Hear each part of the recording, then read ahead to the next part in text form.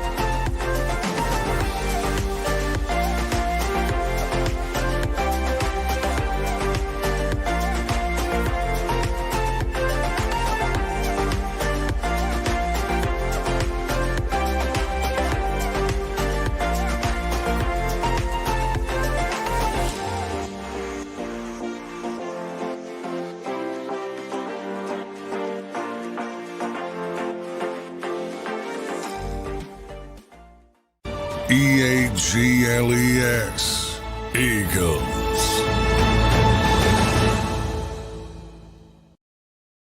Eagles fans, welcome back to another edition of Football 24/7. I'm your guy, Tone DeShields II, and I'm joined by none other than our Philadelphia Eagles insider, John McMullen. Make sure you guys smash that like button, and also make sure you guys are subscribed to the JAKIB Sports YouTube channel. We appreciate all the love. We appreciate all the support that you guys provide. It means a lot to us, and it goes a long way. Now, John, let's not mince words here. Let's not waste time.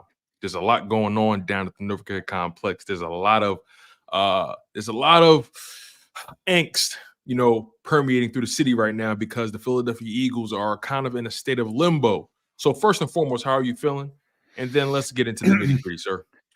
I'm doing fine. I don't know how well the Eagles are doing, but well, they're doing well enough to where Jeffrey can go down to the Caribbean. So, obviously he's not worried about too much, right? I mean, it is a good place to clear your head, right? Yeah. And certainly from the standpoint of, I think it's a clear indication that as he goes into this meeting scheduled for tomorrow, we'll see if he kicks it back even further. Clear indication he enters the meeting with the idea that Nick Sirianni is going to be back next season, which shouldn't be a surprise to anybody. Obviously, if same thing happened with Doug Peterson, if he says something that Jeffrey doesn't agree with, and Jeffrey decides to lay down a different declaration, things could change, but all signs point to Nick Sirianni returning for year number 4, which, he should. There's not many coaches with a 667 winning percentage and 3 consecutive playoff bursts that are fired. It is what it is. That's what makes it interesting because, he has his own kind of leverage, right? He has won a lot as the Philadelphia Eagles head coach. Doug Peterson had the most undefeated level of leverage, and that's winning a Super Bowl, and still he was pushed out of the door. So Nick Sirianni is not exempt, but at the same time, like you said, I think it goes well into how their conversation goes. How much power will Nick Sirianni be willing to concede? Whatever power he has left, or whatever decision making he has left, how much of that will he be willing to concede? I think this is a situation where Nick Sirianni is going to be in self-preservation mode, and I think he'll be more agreeable than maybe Doug was. What do you think? Yes, to a certain extent. I mean, it obviously always comes down to individual names. Clearly, there's going to be significant change on the coaching staff. I expect most of the defensive coaching staff to be gone. Maybe it's not maybe it's more of who stays than who's gone, because clearly most of them are going to be shown the door. Offensively is a little bit more complicated. Starts with the offensive coordinator, Brian Johnson. And some other guys Nick is close to, like Kevin Patullo and Jason Michael, guys like that. So I think if he demands certain people go on the offensive side, I think we might see some butting of heads. Defensive side, I think Nick understands, and probably Nick won't need much pushing to say, you know what, we got to change things on the defensive side. So I don't think that to me, that part of it's logical. The Right. defense was so poor this season. Yeah, the offensive side is fascinating because you said it. He has guys on that side of the ball that he sticks with, right? Kevin Patullo, obviously Brian Johnson, but it begs the question: if we anticipate Nick Sirianni somewhat conceding on some level, what position does that put him in? What position does that put him in the long term? Because at this point, people already question Nick Sirianni, his role, what he does in this, for the Philadelphia Eagles, whatever it may be. And you shuffle out the coordinators, and who knows, maybe they leave a year or two later, then you're back to square one. Or is this just going to be a situation where you're just shuffling coordinators every 2-3 years because you want to keep Nick Sirianni in the building? Well, I mean, the shuffling coordinators is not the worst thing, because if you're shuffling, well, it's not the worst thing if they get head coaching jobs, because that means you're successful. But it could be the worst thing for the development of the quarterback. Yeah, but I mean, what do you want? You want to be bad? You want to purposely be bad to keep the coordinator? You want to purposefully be mediocre? Everybody's trying to win. If you win at a high level, as the Eagles experienced last year and they've experienced in recent history, are going to come after your coaches. I mean, that's part of it. And look at Baltimore. Everybody on their stinking staff has been interviewed for something. Right. That's the position you want to be in, because that means you're successful. But we've seen successful coordinators who are comfortable in their position, who are comfortable in their roles, right? I mean, I guess what I'm trying to ask you, or what I'm trying to get to is there a likelihood, if he comes back, right? Is there a likelihood that they try to go older on the coordinator front, because maybe the league is kind of moving past those kind of guys, and maybe guys that are 50s, 60s, whatever it may be, they may not be here head coaching candidates, or maybe guys that have been head coaches before, but they much rather be coordinators. Do you see them doing something like that? Not on purpose. No. I mean, occasionally you get somebody like Stoutland who's comfortable in this position, or Jim Johnson back in the day, but I don't think you're purposefully looking for somebody like that, because then you're really limiting your potential pool of candidates, because the vast majority of coaches in this league have ambition and want to become head coaches. I mean, the vast majority. I mean, like 90+%. So if you're trying to uncover the 10% that's happy being in a coordinator position, you're really, really going to limit yourself.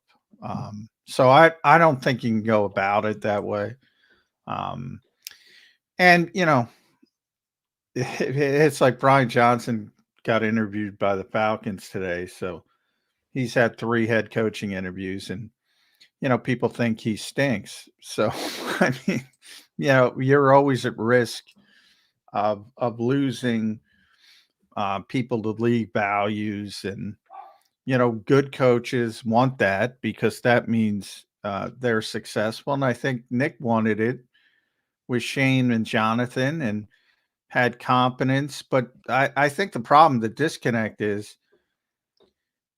well, I've said from the start, they made a big mistake with Sean Desai, demoting Sean Desai. Not that he was doing a great job or anything of that nature, but you're really cutting him off at the knees by not trying to allow him to get out of the funk, not trying to allow him to grow in his position.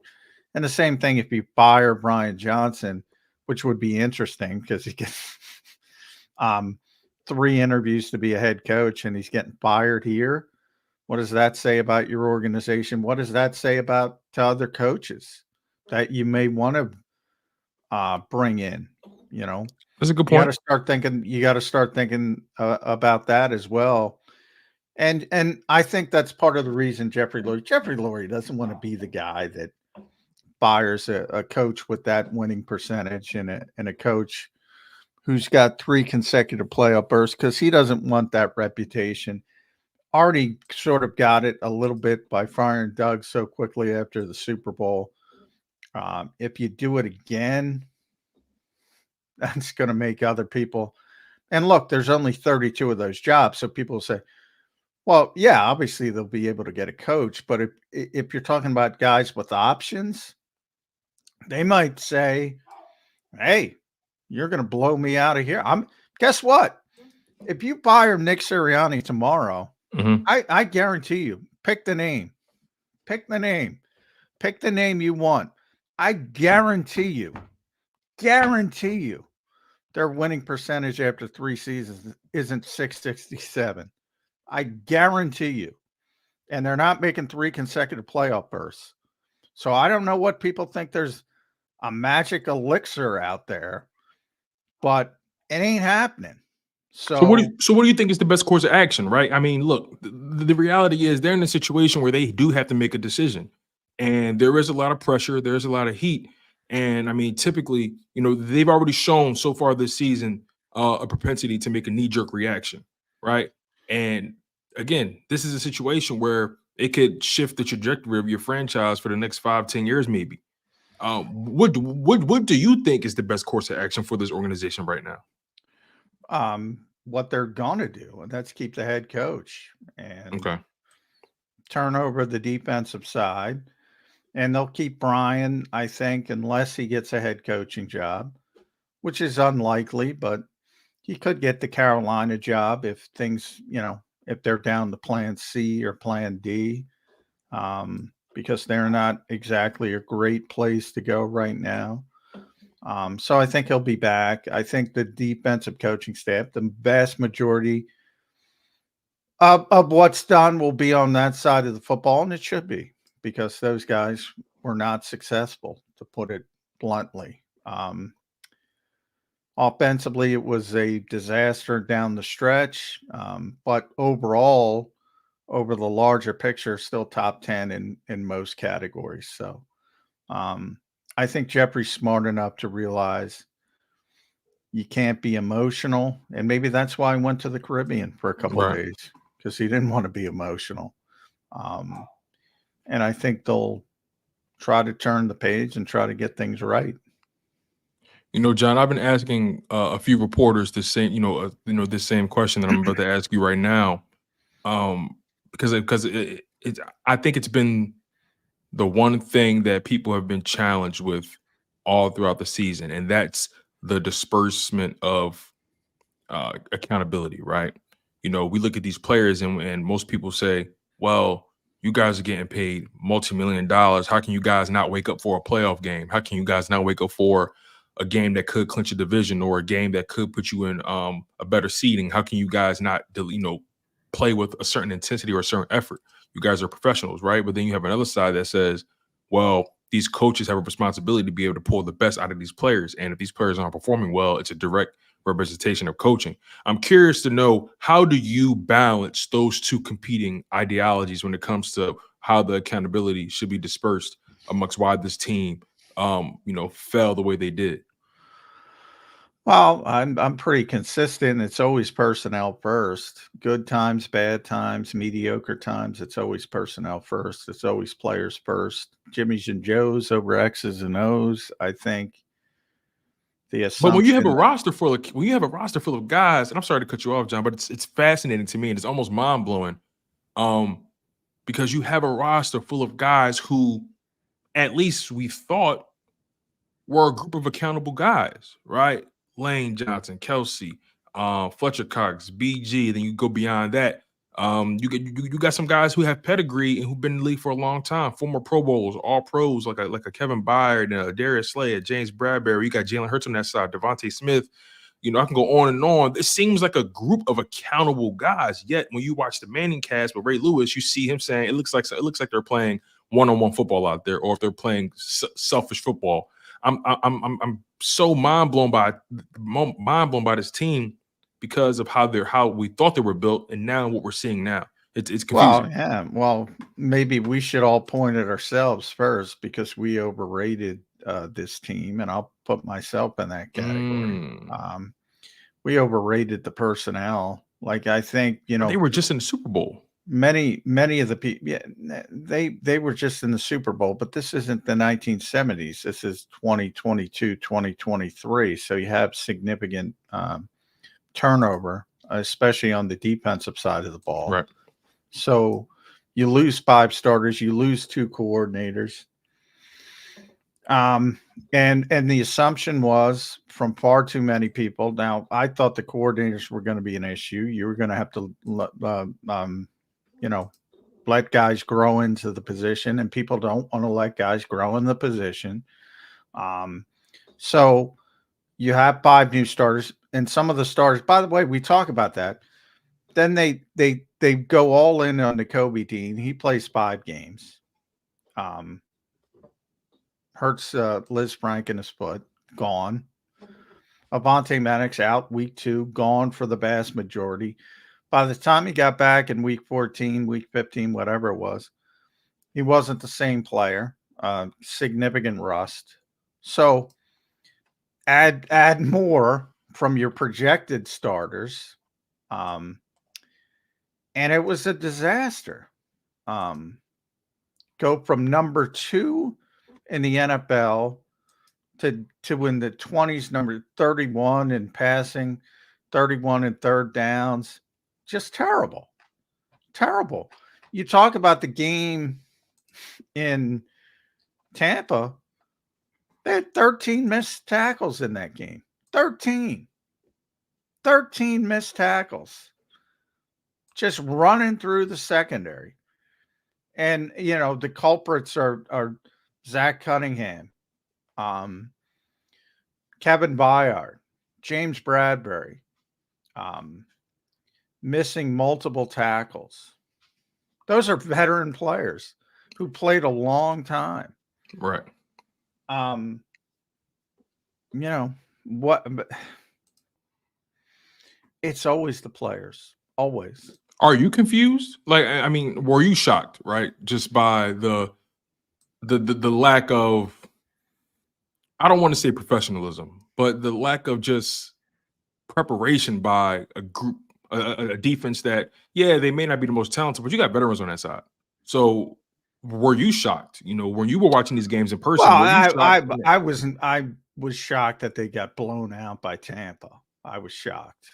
I thought, you know, they might lose the game. I thought they'd win it, but I thought it would be a close game. And I thought if they lost it, it would be a close game. They got run out of Dodge. I mean, if Tampa Bay didn't drop so many passes, they dropped 6 passes in the first half, which were the most dropped passes in a playoff game in 17 years. Not in a halftime of a playoff game, in a game in 17 years. If they caught those passes, the Eagles would have been out of it in the second quarter. I mean, they were an abject disaster. So I get it. Nobody wants to blame the players because they want to protect the players, and you want to blame the coaches. Pick your coach. Bill Belichick, Nick Saban. If you want to go back to Bear Bryant and Don Shula, nobody's winning with that effort from personnel. So the only place you can go is they didn't get them in a position to win. They didn't motivate them in a position to win. At what point do you hold the players accountable? At what point? Because if you're never going to hold players accountable and you're that slavish to a jersey, you're never going to. That's why you can't. That's why when we talk about continuity and this being a public facing, you can't fire coaches every 2 years. Otherwise, you're in this constant cycle of nothingness.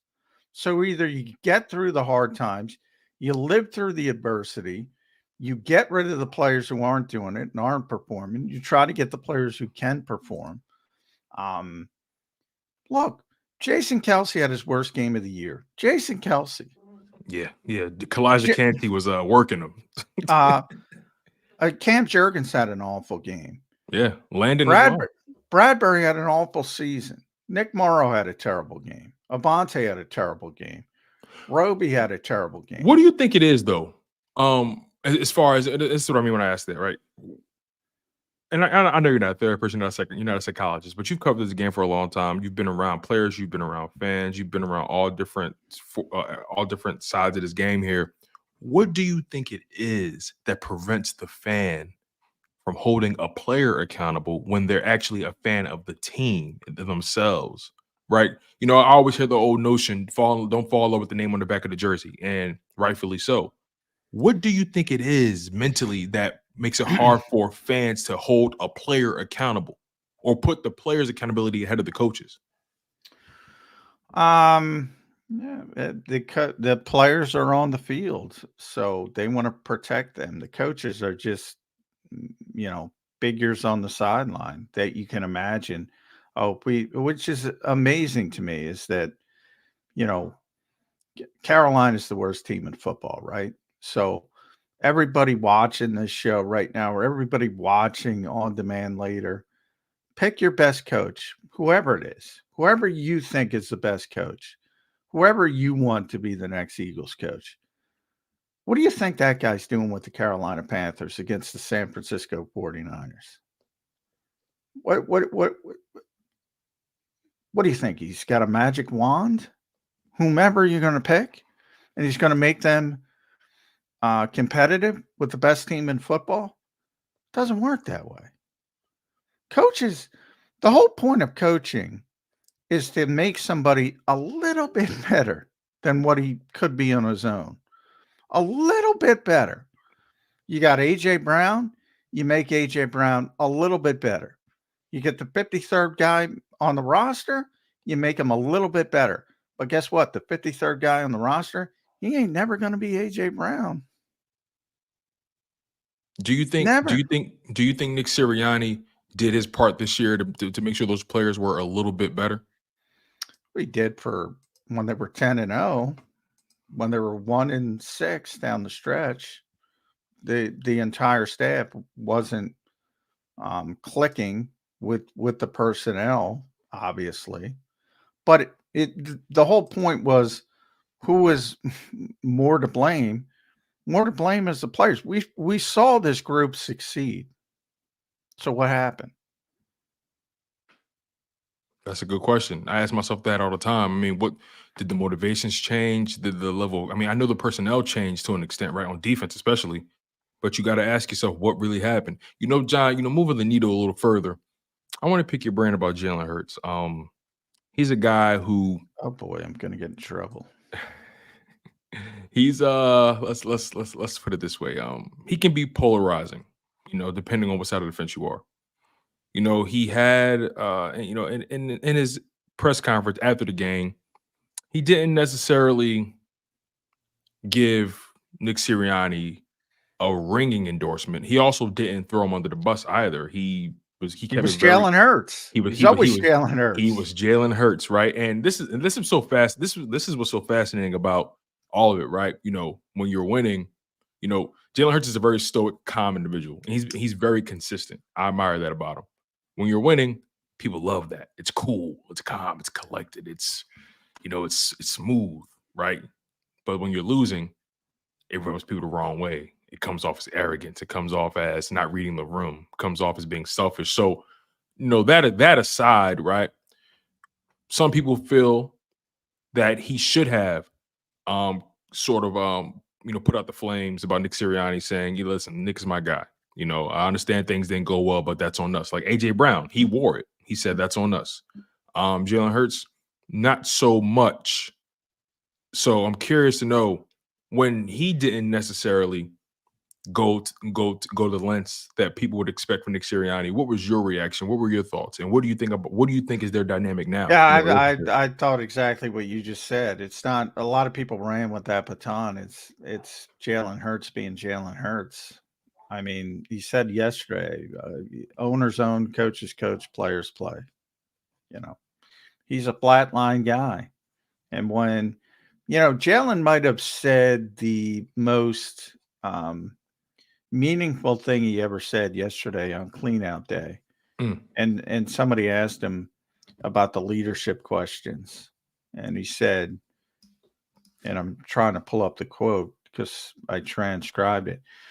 There are things that were once said that made me great to make me special, a special leader, an impacting and uplifting guy that maybe one may find an issue now. I've said the whole time it's based off results. He's the same stinking guy. So when he won 25 of 27, it's all great.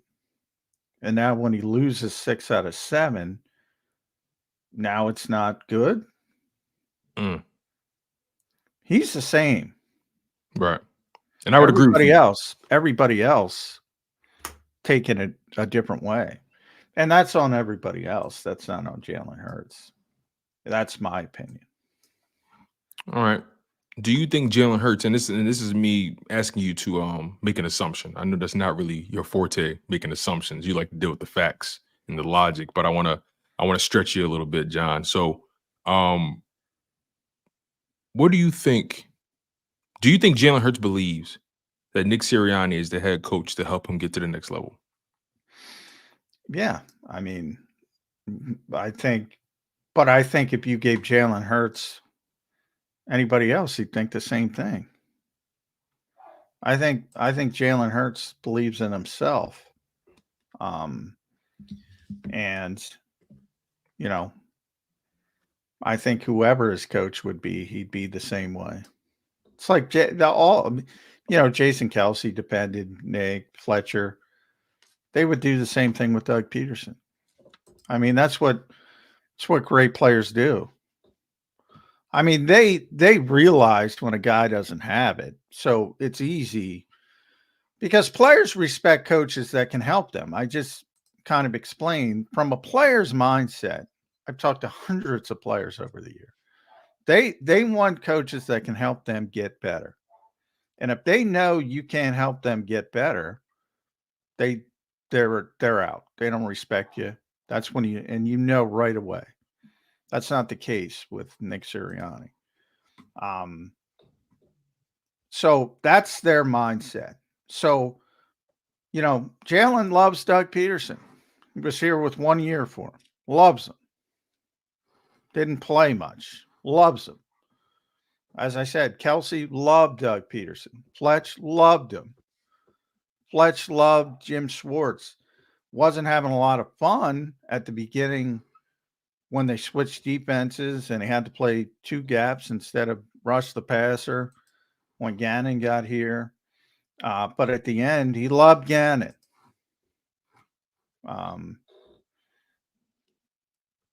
Loves Sirianni. they these are great players. Great players aren't worried about minute changes because they know the shelf life's coming anyway.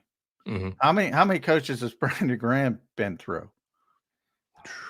3, right? No, 4. 4. Yeah, Andy, Chip, Doug. If you want to throw, Andy, it went Andy, Chip, Doug, Nick. If you want to throw Pat Shurmur in there. Was he an interim at some point? Yeah. Oh my God. Last game of Chip's reign. Oh, that was yeah. And coordinators even more, obviously. Coaches come and go because there's so much pressure on these owners to fire coaches because you can't fire the players. You can fire one here or there, but as a massive group, you can't fire a bunch of players. So what do? you fire the coaches. But Mm. I've been telling everybody that list. I assume I gave it to you as well. The longest tenured head coaches in the NFL right now: Mike Tomlin, Right, Mike Tomlin. John Harbaugh, Right. Andy Reid. Was Belichick, obviously, but not anymore. No, well, Wow. Belichick and Carroll, that was the point. So right Right. now, Mike Tomlin, John Harbaugh, Andy Reid, Sean McDermott, Kyle Shanahan, Sean McVay, Zach Taylor, Matt LaFleur. Those are your longest tenure. What do they all have in common? They're all freaking successful. So you know who wasn't look at the coaches that were hired even with Nick Sirianni 3 years ago. Disaster. They're all gone. Yeah, except for Robert Saleh's situation is a little interesting. I do think Saleh's a solid coach. I just think that quarterback position's been the death of him. But yeah, they have limitations over there. Yeah. So I mean, 17 seasons, 17-0 for Mike Tomlin. Right. Winning seasons. Never had a losing season. John Harbaugh, best team in the AFC right now. Should be the favorite to go to the Super Bowl. Andy Reid, no more needs to be said. Yeah, Sean McDermott, if Sean McDermott's playing again, Kansas City Chiefs. Kyle Shanahan, best team in the NFC. Sean McVay won a Super Bowl, went back and now we rebuilt the team again. Zach Taylor, Joe Burrow has already been to a Super Bowl. Matt LaFleur turns Jordan Love into a great quarterback in year one. Every single one. Yet everybody wants to fire coaches. At some point, common sense has to enter the equation. Well, it's a lot of emotions tied into it, and fans, they invest a lot of themselves, and look, you're right. I think ultimately, I think rationally and logically, you do make a lot of sense. I lean more towards the side of moving on, but when I have, that's why I feel like it's important to have these kind of conversations. Well, Sean's moving on. Sean's not going to be back. I mean, that's not a question. That's not a concern. Yeah. They're not bringing back the defensive coordinator. The question is the head coach and the offensive coordinator. Yeah. My concern is mainly the offensive side, because I feel like the defensive side, maybe this is me just being hopeful, but I think that's just going to figure itself out. But wait. They have a lot of holes in talent. Like that actually brings us to my next question for you. What do you think is the first course of action for this team? Beyond Nick Sirianni, beyond all that stuff. Even from a free agent perspective, what do you think is priority one from a personnel standpoint for this team on defense? Woo! Priority one. Probably getting another edge rusher. That would be priority one of 50. Obviously, I'm exaggerating. They need everything on defense, except even Jordan Davis.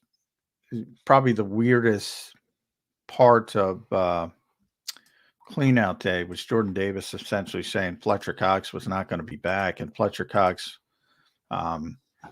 emptied his locker, which is not business as usual. So that's an indication that he's going to try to play hardball with the Eagles. He gave him a little bit of a hometown discount to come back this year. One of the few players who overperformed on the defense, on the team as a whole. He's not going to give him a deal, it seems. So other than defensive tackle, if he's back, they need everything. They need everything. They need edge rushers. They need cornerbacks. They need linebackers. They need safeties. This goes beyond just a single offseason. This sounds like a multi-offseason project. Well, you can make good decisions. What's the difference between 2022 and 2023? You can hit on 1-year guys. If you think about even going back to 2017 with the Chris Longs and LeGarrette Blunts, you can hit on some veteran players on short-term deals. Patrick Robinson's a great example of that. But don't you think it's more important to hit on those draft picks? And I think, especially when you think about well, it's always more important to hit on draft picks, but it's also a little bit unrealistic to expect a lot of draft picks to perform right away. You can have 1 or 2 guys, and people can point to the Green Bay Packers this year who had a bunch of contributors, but that's rare. Rookies, just like coaches, need time to grow into things. So to go into an offseason and say, I got to get 5 starters from the draft, that's unrealistic. Right. So you have to supplement. You have to certainly hit on some of those 1-year contracts. But one of the issues with the Eagles is in long term, they have some difficult decisions to make. And the first one is the championship window still open? I think there's a strong argument it is not. Break that down for me. Well, Bill Barnwell from ESPN put this out, and this is very interesting. He put out the snap weighted age for the full 2023 season. So, in other words, the guys getting the most snaps in that category, the Eagles were the second oldest team in football, behind the New Orleans Saints. Green Bay. So basically, the players getting the most snaps for the Philadelphia Eagles, those players are the oldest in the NFL. Second oldest. Second oldest. The guys leading the team in sacks are the second oldest. Snaps. And the second oldest in so the NFL. Guys who get, in other words, what it means is the guys who get playing time, right, are the old guys, But doesn't that speak to the fact that they haven't had enough young guys come in and contribute? Now, I know you said it takes time for guys to develop, but I mean, Green Bay's the youngest, and people are going to look at Green Bay at least until this weekend when they probably get destroyed in San Francisco, but we'll see how it shakes out. But they've had a lot of success playing young players, and it's gone well for them, but that's rare. Typically contenders, New Orleans didn't make the playoffs. The Eagles did. They're number 2. San Francisco's number 3. They're the best team in football. Houston, playoff team, young quarterback, but they're playing a lot of veteran guys. Buffalo, Miami, playoff team. So a lot of teams that are contenders, makes sense, play veteran players. But that's the difficulty. That's where you have to be honest with yourself. If the championship window is open, that's when you want Chris Long as a backup player. That's where you want Patrick Robinson. That's where you want LeGarrette Blount. But if you're not a championship contender, you don't want that. You want to get those young guys on the field. And you want to get them up to speed as quickly as possible. So when you are good enough to make a run again, they're ready to go. So that's the toughest part of being a GM, figuring out where you are and being honest with yourself as far as where you are. I didn't think I'd be saying this about the Eagles, to be honest, but I think the championship window is closed for the time being. And they have to get younger and they have to get more athletic. I've been talking about it down the stretch, more speed on the field. And it's going to be difficult to pull that off in one off season. All right, as we begin to close the show, John, with everything looming over Nick Sirianni, Harry Roseman, right? And we obviously anticipate some level of changes. With those changes, do you anticipate Jeffrey Lurie revisiting or reevaluating the power structure. No, No. no. You already That's know where why I'm going with this. it drives me crazy, drives me insane. Where and it, I'm going to kill my own industry right now, but I'm also going to kill the. Uh-oh. I'm also going to kill the listeners because Okay. if you want to listen to people who lie to you, feel free. I don't care. But if they're not paying attention to what Jeffrey Lurie does, Jeffrey Lurie's history, Jeffrey Lurie saying his biggest mistake ever was taking power away from Howie Roseman and assuming Bill Belichick's going to come here. Well, I mean, I'll let you finish. what are you just spitting out nonsense for? Right. Not only is he not coming here, he's not interviewing here. He has no interest here because he doesn't want to work with Howie Roseman. He doesn't want to be put in a position where he doesn't have power over personnel. So it doesn't matter how many charlatans tell you that. It ain't happening. It's the same thing when we get to the draft. And, they might take Bijan Robinson. And no matter how many goddamn times I said they're not taking Bijan Robinson, and you don't want to believe it. And guess what? You go back to the same charlatans who are telling you to set the next bullshit story, bullshit narrative. Who do you blame? This is where I get frustrated because you can blame everybody. You can blame the engagement. You can blame being rewarded for the engagement, or you can listen to somebody telling you the stinking truth.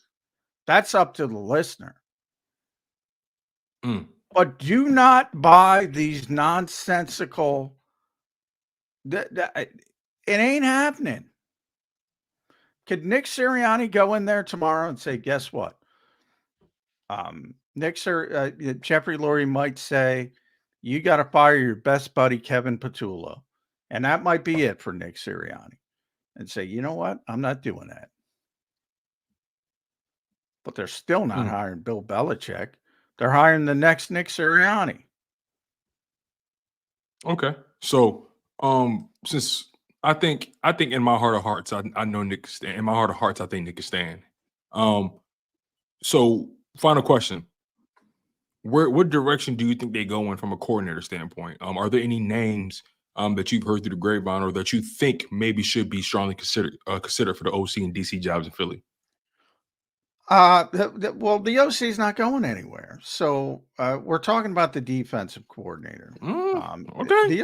The OC is not going anywhere unless he becomes a head coach, which is unlikely. Because when you start talking about getting rid of Brian Johnson, you're messing with the quarterback on top of it. I mean, what do we think? Jeffrey Lurie's the dumbest person on the planet? Well, I do believe that every decision they make going forward has to be in the best interest of the quarterback. Well, then why is anyone talking about Brian Johnson? I think people are, how can I put it, grasping at straws, right? And what I mean by that is, I think people are trying to think beyond what they see. And that is obviously they have a relationship, that stems beyond the Philadelphia Eagles. I've even questioned, right? Have we overvalued or overstated the strength of that relationship? I've even asked myself that question because I try to think critically, and I try not to just think on one accord. I try to look at all angles and even ask myself the questions that may be tough for me to even answer. So I guess yeah. I think that's what it is when it comes to Brian Johnson.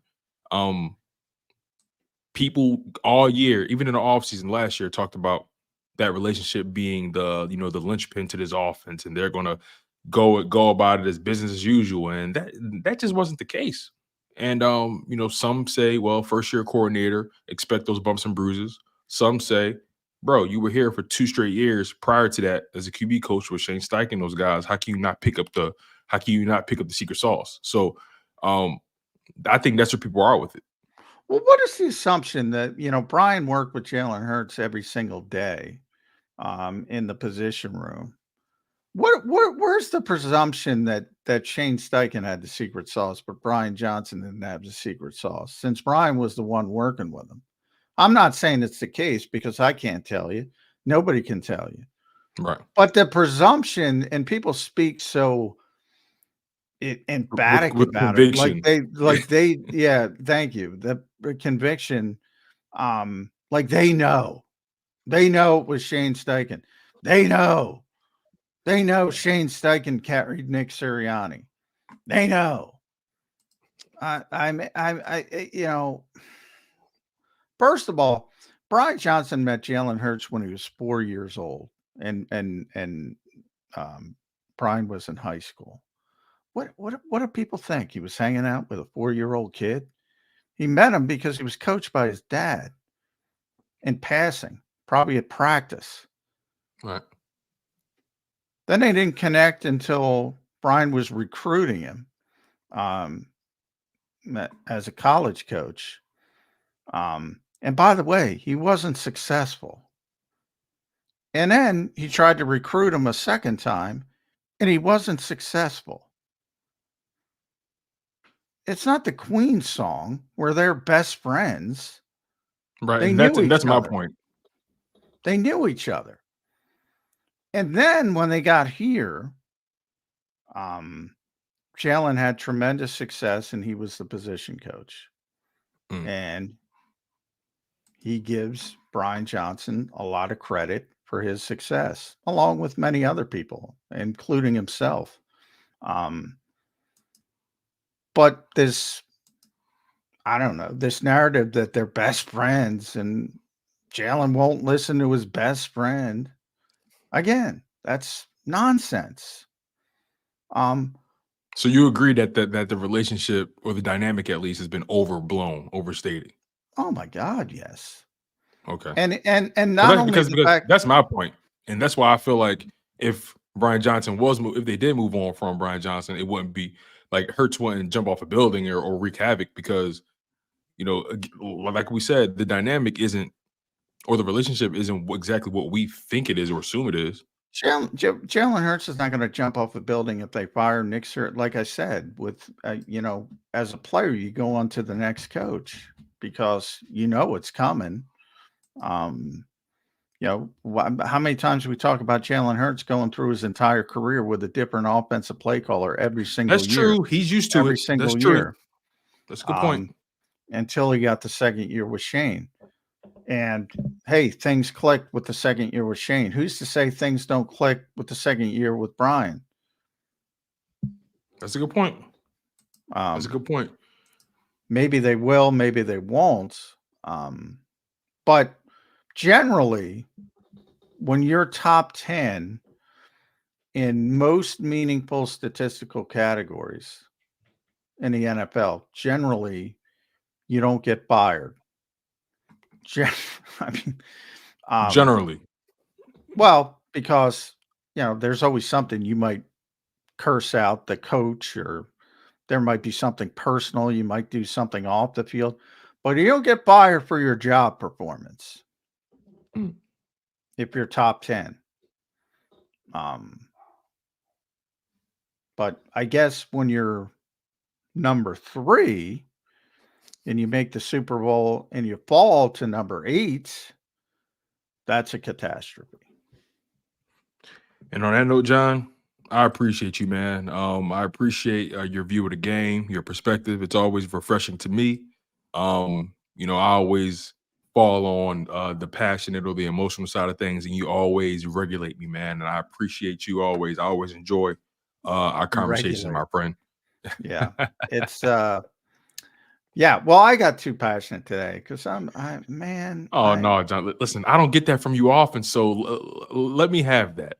You know, that was food for the soul for me. So I appreciate you, man. You were the more passionate one today than I was, and that's a first, one of not many.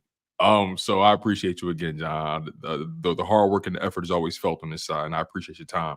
Eagles fans, make sure you smash that like button. Make sure you guys also subscribe to the JAKIB Sports YouTube channel. We appreciate you guys. So much more content in the works. Catch John on Birds 365 Monday through Friday at 8 a.m. Eastern time to 10 a.m. Eastern time. And also make sure you guys check him out. Check out his writing, his articles. He does great work, okay? Check him out on si.com. That's si.com, sportsillustrated.com. And also check him out on jakibsports.com. You guys were locked in on Football 24/7 with John McMullen, our Eagles insider. And I've been your host, Tone DeShields II. And we'll see you next time. Take care. When it comes to the fight against insurance companies, large corporations, and the healthcare industry, injured victims are always the underdog. But that doesn't worry us. At Messa Associates, we're an injury law firm from Philadelphia, and we come to fight. Our clients know that they've got representation with a chip on its shoulder, and it's the same chip that makes Philly the toughest city in the country. Call 215-568-3500 or visit us online at messalaw.com. Messa Associates, the toughest injury